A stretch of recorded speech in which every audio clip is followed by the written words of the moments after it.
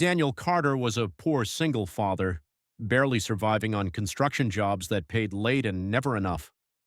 Every night he returned to a small apartment where his young son slept, unaware how close they were to losing everything. That evening, rain hammered the highway as Daniel walked home after his truck broke down. That's when he saw it. A car stalled on the roadside, hazard lights blinking like a silent cry for help. Inside were two frightened twin girls, soaked and trembling. "Our dad hasn't come yet," one said. "Our phone died." Daniel hesitated. He had court in the morning. He couldn't afford trouble. But when the girls began to cry, his heart overruled his fear. He sheltered them in his old pickup, used his last money to buy them hot food at a nearby diner, and stayed with them for hours, telling stories to keep them calm. Late that night, a black luxury car pulled up. A sharply dressed man rushed in, panic written across his face. "Dad!" the twins shouted. The man froze when he saw Daniel sitting with his daughters. Their eyes met for just a second, long enough to feel familiar. Daniel left quietly, unaware that the man was Judge Richard Hale, the same judge who would decide Daniel's fate the next morning. The courtroom was silent as Daniel Carter stood before the bench. His hand shook. One wrong ruling would cost him custody of his son and the little stability he had left. Judge Richard Hale entered, the same man from the diner. Daniel's heart dropped. Months earlier, Daniel had taken the blame for a job site accident he didn't cause. Without money for a lawyer, he'd been dragged through the system, hoping for mercy that never came. The judge studied him closely. "Mr. Carter," Judge Hale said slowly, "do you recognize me?"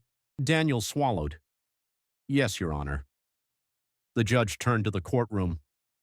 "Last night, this man protected my daughters. He spent his last dollars to keep them warm and safe. He asked for nothing in return because he didn't know who they were." The room fell silent. "Character isn't proven in court," the judge continued. "It's proven in moments when no one is watching." The gavel struck. Charges reduced, custody preserved. Daniel was free. As Daniel left the courtroom, Judge Hale stopped him. "You didn't just save my daughters," he said. "You reminded me why justice exists." That night, Daniel went home and hugged his son, knowing kindness had rewritten his destiny. Freedom felt strange to Daniel Carter. For months, his life had been measured in court dates and sleepless nights. Now, as he walked home a free man, the weight he'd carried for so long finally began to lift. But what stayed with him most wasn't the verdict. It was the faces of those two twin girls, smiling in that diner, unaware of how close he had been to losing everything. Days later, Daniel returned to work, expecting life to continue as before.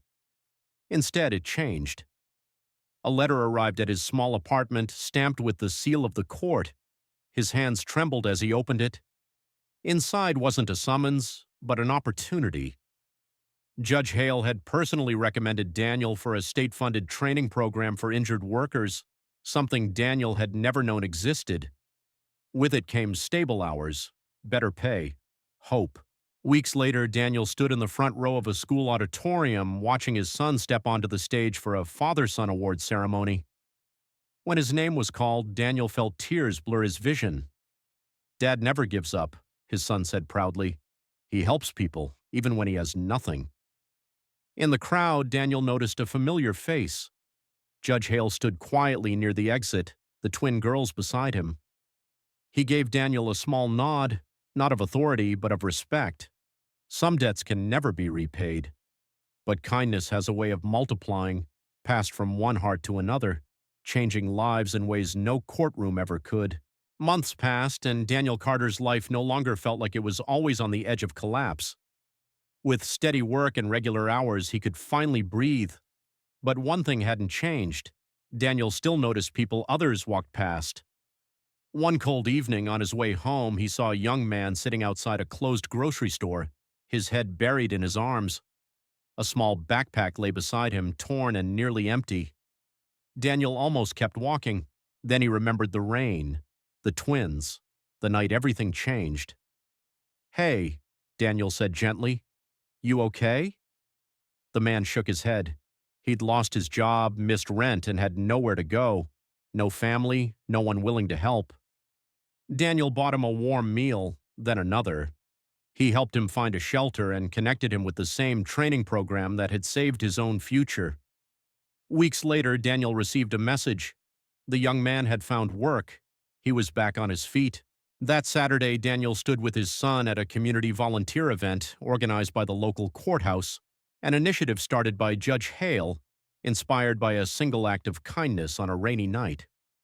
As Daniel watched his son hand out food to strangers, he understood something powerful. Goodness doesn't end when the story does. It keeps moving. Because one choice, to help when you don't have to, can travel farther than you'll ever know. Years later, Daniel Carter sat in the back row of a crowded courtroom, not as a defendant, but as a witness. The room buzzed with tension as a young father stood at the front, accused of a crime he couldn't afford to fight alone.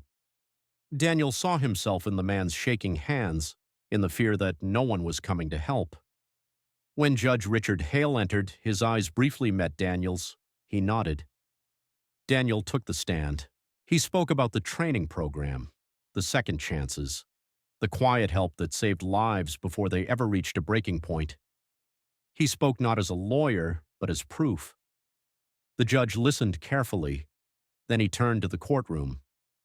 Justice, Judge Hale said, is not only about punishment, it is about understanding who a person truly is. The verdict gave the young father a chance, counsel, support, time to rebuild. Outside the courthouse, Daniel's son, now older, taller, stood beside him. "Why do you keep helping people?" he asked. Daniel smiled softly. "Because someone once helped me, before they even knew my name." Across the street, Judge Hale watched them walk away with his daughters, no longer little girls, but young women. Some stories begin in a courtroom, others begin on a rainy night, when one man chose kindness over fear.